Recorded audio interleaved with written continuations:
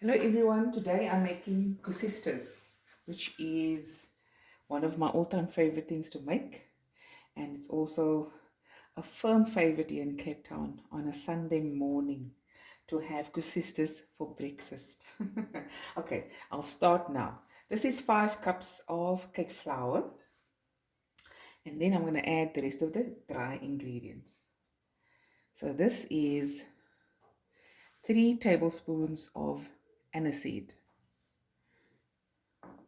This is 2.5 tablespoons of cinnamon. It's ground cinnamon. This is 10 grams of yeast. This is a tablespoon of ground ginger. This is a tablespoon of ground cardamom mixed together with a little bit of ground naartjie. If you don't have it, this is the naartjie peels. It comes fresh, but I've dried mine. So I'll throw this in my syrup later to infuse that flavor. If you don't have it, you don't have to add it, but it would be very nice to add the fresh. I use normally the fresh naartjie zests and I throw it in here. But I don't have fresh naartjies because it's April 2020 and the whole world is on lockdown because of the COVID-19. So I'm going to make the Koesisters with what I have. Now this is 5 cups. Now, because I've made this a million times, let me explain quickly. I have a 4-cup recipe, a 5-cup recipe, a 10-cup recipe, a 8-cup recipe, because I can do it by the eye. But this recipe is specifically for this video. Tomorrow, I may only have 4 cups of flour, and then I'll adjust the recipe to that amount. Okay, so this is the 5-cup flour Koesister. Okay, what else? 1 teaspoon of baking powder. Let me get this all off. Okay, and that's to give it extra lightness and a extra rise. Okay, what else do I have here? And 1 teaspoon of salt.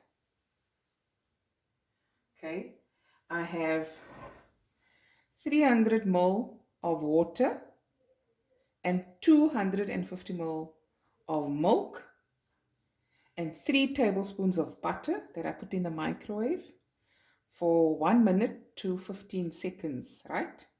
That's in here.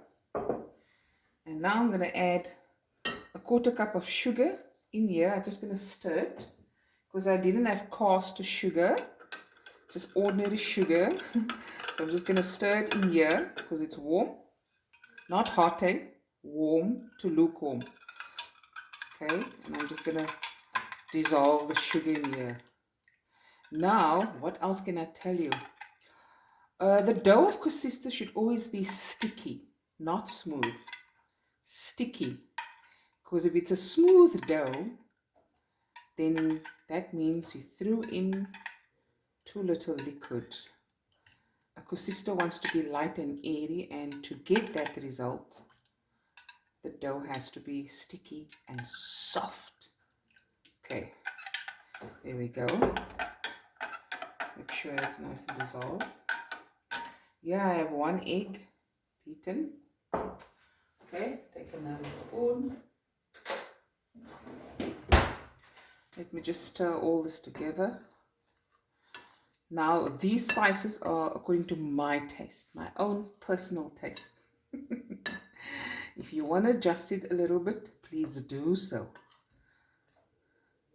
Because years ago, I didn't like Koesisters with a lot of cardamom. I just couldn't stand it. I was not fond of it, to say it nicely. And as the years progressed and I started eating and adding a bit more, a little bit of cardamom, I got really used to it, and now I can't have Koesisters without cardamom in it. And of course, the aniseed. Now, the darker you want your Koesister, the more sugar you throw in and the more cinnamon.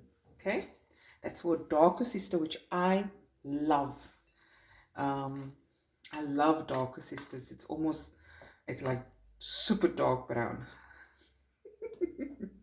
Okay, now I'm going to add my wet ingredients. Let's add a little bit. And the egg. Sorry for the noise, guys. Let's give it a stir quickly. You can use your hands, of course, if you want to get into that, into the dough. Okay. And now I'm going to stir. Okay, there we go. You can make this in the week ahead of time. There we go. Perfect.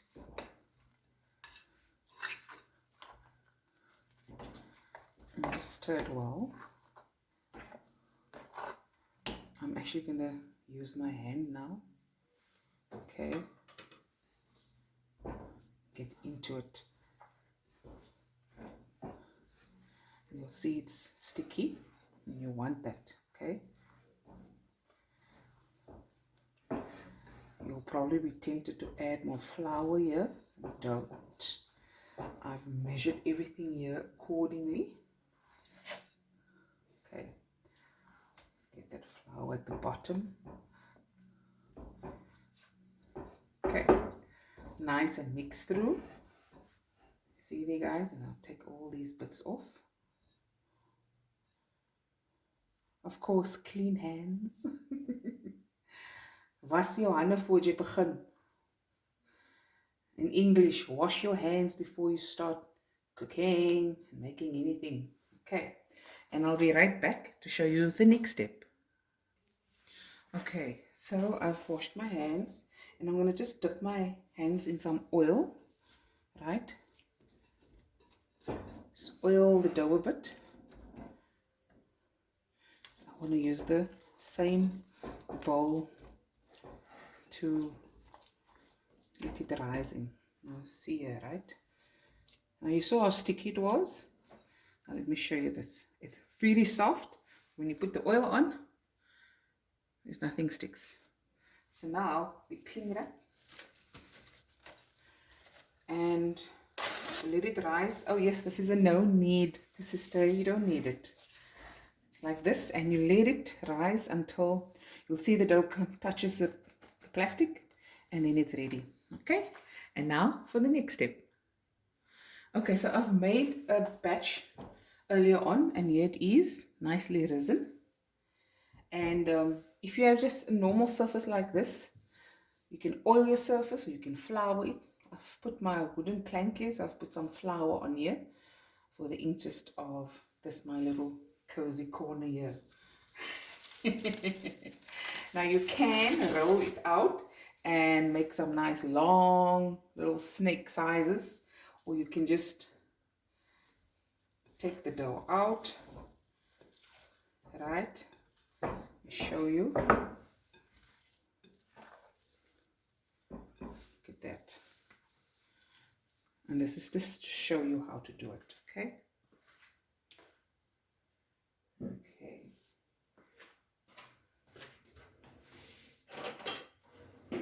Now, of course, you can cut it and make a nice long smooth roll, and then you can just do this. Please don't make it too big because they they rise a lot. I normally make big ones. I can't help myself. Like, yeah, I'm tempted to keep this size, but it's too big.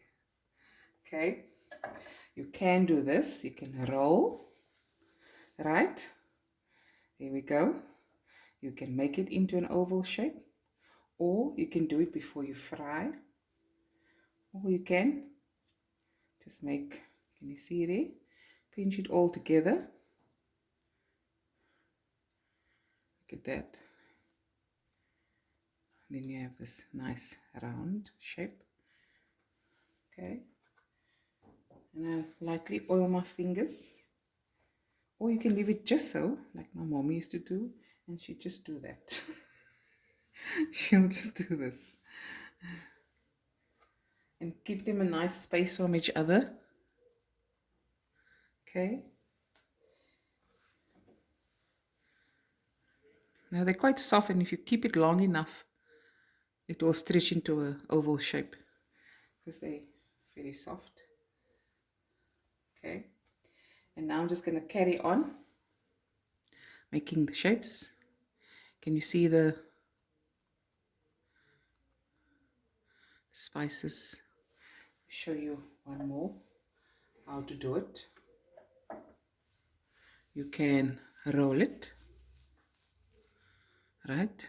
Or you can do where you pinch in from behind. And then you also have a nice look there. Okay, I'm going to continue with this, and then I'm going to let it rest until it also has risen a little bit, and then we're going to fry it. We'll be right back. Okay, while the Koesisters, they're resting, before it's going to be fried, we're going to make the syrup. Now I'm going to make, I don't know if you watched my previous videos, I keep the leftovers for other bakes and for other uses. So this is, I'm making a lot, right? So this is 3 cups of water. I'm going to add 1, 2, 3 cups of sugar. If you are in a big hurry, you add more sugar, right? But keep it like this. So normally you have, if you want to do a small amount, you use 2 cups of water, 3 cups of sugar. And if you want it nice and thick and syrupy, very quickly. So now I'm going to add some stick cinnamon, a few cardamom pods, and the dried. You can use fresh as well, eh? Okay, I don't have, so that's. So this is just going to boil, simmer nice until it becomes a nice syrup, and it sticks, and the sugar has melted, and I'll be back with the next step. Okay, the syrup is done. Let's cook now for 10 minutes from boiling point. Can go a bit longer, but I don't like my syrup too thick.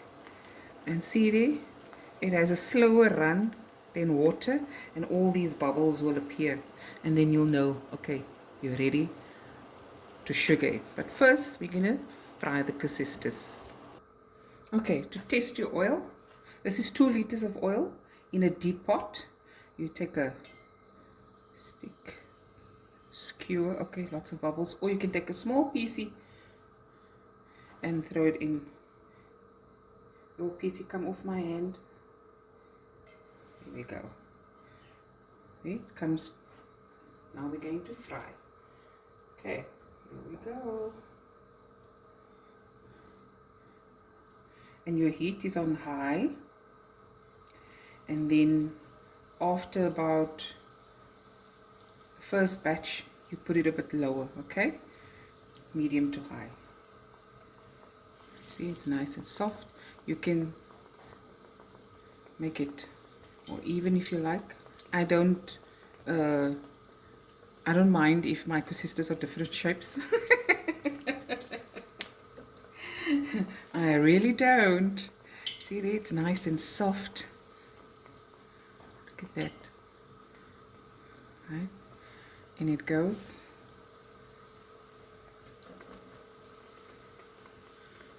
Look at that. And even if you keep it, it stretches.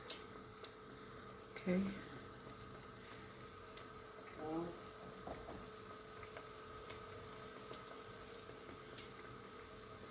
Here we go. And I'll continue frying the Koesisters, and when we come back, I'll show you the next step.